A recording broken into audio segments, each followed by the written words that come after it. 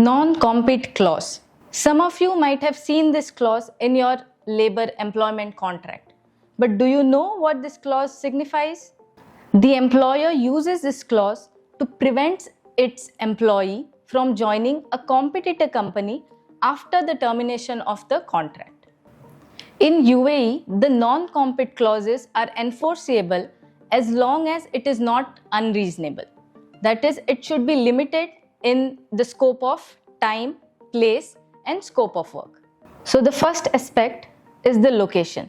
Now the employer can only restrict the clause to a specified location. Like for example, say Dubai. It cannot restrict an employee from entering into a competitor business or joining a competitor company in the entire of UAE. That won't be allowed. Let us come to the time aspect. Now, the duration of this clause, it should not exceed 2 years. The third aspect is legitimate interest.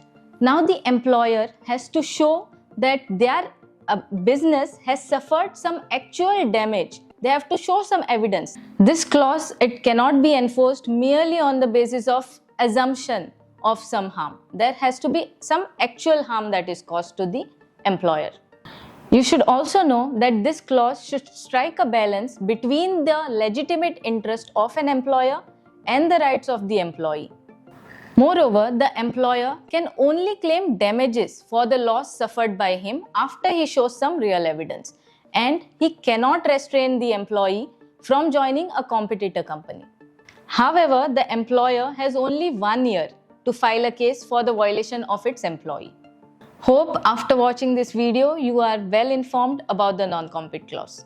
Now, whether you are an employer or an employee who is facing this kind of troubles, then you can reach out to us on the number provided below.